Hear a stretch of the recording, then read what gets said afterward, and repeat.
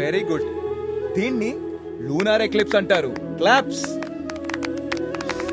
So kids, lunar eclipse means Vyas sir అంటే ఎవరిని అడిగావు కదా, నువ్వు విన్నా కదా, ఆ కథే వ్యాస్ సార్. అసలు వ్యాస్ సార్ ఎవరు? రైటరా, టీచరా, కథలు చెప్తారా? అసలు ఆయన ఇప్పుడు ఎక్కడున్నారు?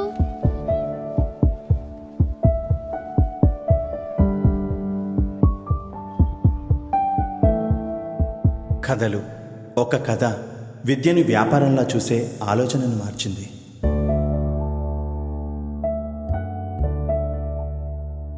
భయంతో అడుగు వేయలేని ఒక తరానికి భరోసా ఇచ్చింది.